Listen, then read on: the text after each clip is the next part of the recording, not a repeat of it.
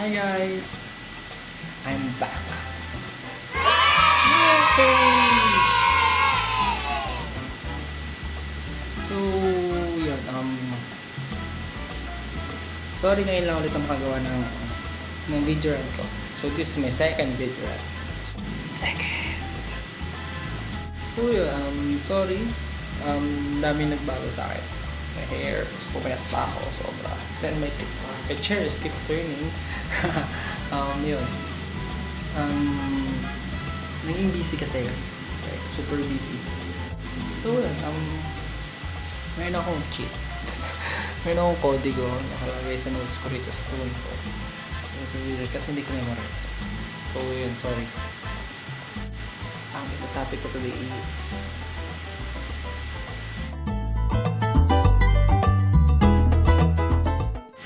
akala ko nun sa Friendster lang merong posters. Pero yun pala, they already invade the Facebook. Like, they invade the Facebook like it's the abomination of the world. Negative, yes, it's the end of the judgment, it's the end of the posters kasi meron akong Facebook, but I was wrong. The first kind of poster is celebrity poster. I really don't get the point kung bakit kailangan gumawa ng isang account sa social networking site using a picture of a celebrity. For example, Ann Curtis, Angel Locsin, Tom Cruise, Ben Affleck, so on and so forth. And usually, mga ginagamit pa ngayon is Koreans. Like, mga picture ng mga boy band ng Yukis, Super Junior, so on and so forth, Lee Min Ho. Kambal ka ba niya o relative ka? Kasi kung oo, paying number. Ano yung nakukuha nilang benefit? Bakit nila kailangan gumawa ng account na yun? Yung totoo, text meet ba sila? PA na updated siya kung anong dapat ginagawa ng artista? Kasi kung oo, okay lang. Pero kung hindi, mag-isip ka kaya? Kaya ka nga pinag-aaral para gawin yung tama. Kasi ako, last week, mayroon ako natanggap na friend request from an artist. Like, yes, inada ko ni Ann Curtis. Pero hindi ganun yung reaction ko. Alam mo kung ano? Inada ko ni Ann Curtis. Not now, kasi poser to. Gets? Kumbaga, I don't get the point kung bakit mo kailangan gumawa ng ganung account. Kasi number one, hindi naman siguro tanga yung mga taong i-add mo. Diba? Tapos, minsan updated yung mga picture ng mga ginagamit na mga poster na ganun. Pero, using the Instagram, tapos nakalagay doon, Instagram photos. Ako, I have my own Instagram account at nakakonect yung Instagram ko sa Twitter and Facebook. At the Facebook itself will make itself album.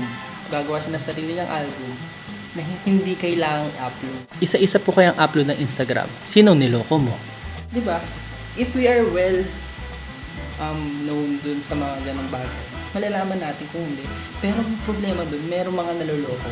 Bakit? Why?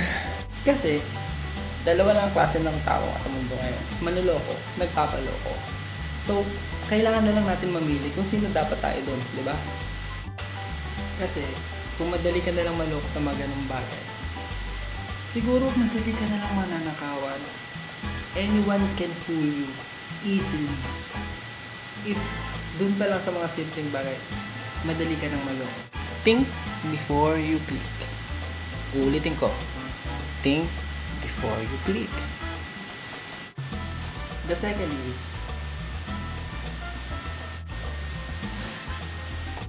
I really don't get the point why they use profile picture or DP using this kind of picture. Yung totoo, kamag-anak mo ba yung mga manananggal or aswang dun sa mga probinsya nyo? Why they can't use a profile picture having their face? Ang dali lang naman mag-picture ng may mukha. Oh. Ganito oh. Yung camera, itatapat mo sa mukha mo. Kung may front cam ka, ganito. Ayan oh. Pero kung wala, back cam, tatapat mo sa mukha mo. Simple lang, di ba? Bakit di nyo magawa? Yung totoo, are you hiding something? Kasi kung meron, okay fine. Pero, ano yun? Kasi, I believe, God created us equally. Walang pangit, walang maganda. Walang superior, walang inferior. Kasi if you're hiding your face, ang reasons lang yan is either you're ashamed of yourself, you're ashamed of your parents, or you hate God. You're ashamed of yourself kasi you're hiding your face. You're hiding yourself. You don't want people to see you. You don't want people who are going to judge you. People are not like that, dude. Think. You're ashamed of your parents kasi, di ba, kamukha natin usually mga magulang natin. So, if you're hiding your face, so you're ashamed of your parents. Right? You hate God kasi God created us all beautiful, all good looking, all handsome, beautiful, sexy, hot, so on and so forth. At ginawa tayo sa wangis ng Diyos. So why hide yourself? Feature your picture only this. I really don't get the reason kung bakit. Okay, fine, you have fine, you have hot body, you have those muscles. Pero mas maganda kung merong ganito. Ito ayan That's what you call face. Madali lang naman, 'di ba? You crop the picture in this portion.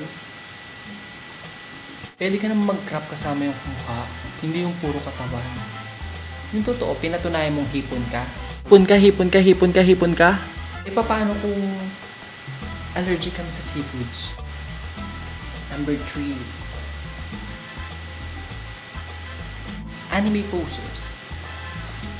Siyempre, gets nyo na, the word anime, they're using anime picture as their profile picture. Yung totoo, kailan pa naging cartoons yung tao? Paki-explain. Kasi, ako, I tried to differentiate human being or anime. Number 1, ang layo-layo. I can touch human temperature, human heat sa tao. Pero sa cartoons, wala. Wala pa akong nakitang tao naglalakad dyan sa kalye. Ang weird kaya nun, makasalubong ka ng cartoons. Kung meron kayo nakasalubong ng cartoons, tawagin nyo, please, or tweet me. Pupuntahan ko kayo kahit nasaan kayo. Meron kayong friend na anime talaga. Papapiesta talaga ako, promise. Kasi magkaiba yung anime world sa real world. Kung idol mo yung anime, yung cartoon, or crush mo yung cartoon, or whatsoever, okay, fine. I give it to you na ikaw na talaga. Kung kamukha mo naman yung anime, talagang ikaw na talaga. Tipong maghahanap ako ng doktor, I'm going to find a dermatologist or a surgeon para maging kamukha ko ng anime. Pero kung hindi naman talaga, yung tipong pink yung buhok mo, yung mata mo ganun kalaki, tapos yung mouth mo ganun lang, ikaw na perfecto. Pero hindi Bakit kailangan mong lahat? Kasi I have a friend in my Facebook na lahat ng picture niya puro cartoons. Like cartoons lahat. Yung totoo, saan ka pinaglihi? Sa mga art materials, watercolor, pencil, crayon, and everything, etc. etc. O yun yung mga magulang mo? Share mo naman. Kasi bakit ganun? Kailangan mo gumamit ng anime picture. Please explain it to me. Why? Is it the end of the world? Kailangan naman natin maging anime para kahit baril-barilin tayo, magsusurvive pa rin tayo. You should separate anime world to the real world para mas masaya. The real world is more fun than the anime world. Yeah, dito, the anime can't die, the humans die, the anime can change clothes in 1 second, humans can. Pero that's the human nature. You should accept it. Mas masaya maging kasama namin kaysa nandun ka sa anime world. Kasi yun lang nakikita kong reason kung bakit ka kailangan mong gumamit ng picture ng anime. Use dictionary to differentiate human being to an anime character. Okay? but please don't use their picture and using your name on your Facebook account, Twitter account, Instagram account. Get real, dude. Siyempre, I saved the best for last. Siyempre, ang pinaka-familiar, the identity poser. Hindi celebrity, hindi anime, hindi body, yung ginagamit nila. Yung ginagamit nila, yung mga ordinary people like us. Ginagamit nila because they are good looking and everything. Kahit hindi sila celebrity or model, but they're using the picture as their profile picture. I don't know why you should be a catfish. Hindi ko alam kung bakit mo kailangan gumamit ng picture ng ibang tao na meron ka namang picture. My God, lahat na ng gadgets ngayon merong camera. Merong cellphone, webcam, DSLR, digicam, everything, meron na camera. Na meron kang Facebook pero wala kang pang picture sa mukha mo. Yun totoo. Saan bundok ka galing? Kasi, I don't get what is the benefit using others' picture. Kumikita ba kayo doon? Pinagkakakitaan yan? Kasi kung oo, gagawin ko din. Promise. Kung kumikita ka doon ng 1,000 pesos or something. Pero kung hindi, ako na magbibigay sa'yo. O ito, star. Ito na star. Sayong-sayo na to. Kung kumikita ka. Pero kung hindi, okay no lang. I really don't get the point why you should be a catfish. It's like parang nagso-social climber. Number one, because usually naman pinupuso, hindi naman mahirap, di ba? Mayayaman talaga. Para makita nila may pool, para may makita nila maganda yung family na pinanggalingan nila. Pero, if you're true to yourself, bow down ako. I'll kneel down. I'll kneel down to you, but I'm begging you, please be real to yourself so other people will get real to you. Promise! I'm really getting mad kasi akala ko when friends are shut down, when friends are closed, mamatay na lahat ng poser, lahat ng jejemon doon. Pero no, posers and jejemon invaded the Facebook as well. Ito pong, God! Nakatay na sila. That's why I'm a member of Jejebuster. I'm a member of Poser Buster. Kasi me, myself, I don't use others' picture. Except na lang kung kakamatay ko kung hindi ako gumamit ng picture. Pero hindi eh. Diba? Hindi ko alam kung ano yung nag-gain nila. Why they're using those kind of pictures like those celebrity, anime, body poser, and identity poser. I don't get to gain more friends, to be a good looking person, to be a good, para maging maganda ang paningin nila sa'yo, maganda ang tingin nila sa'yo. Pero, come to think about it, if you're true to yourself, mas maganda, mas okay. Kasi if you accepted yourself, we're going to accept you. Because you're real, you're not plastic, you're not pretending. You're not pretending to be someone that you're not. And number two, always remember na being yourself is more greater than pretending someone you're not. Kasi it's a precious thing. Hindi gets niyo ako.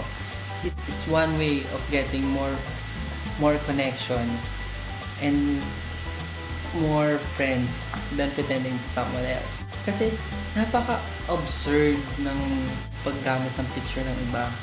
Hindi pong, bakit? Ano yung nagiging way nila? Kasi number one, if you gain friends using others' picture, you're playing to someone's feeling. You're manipulating them.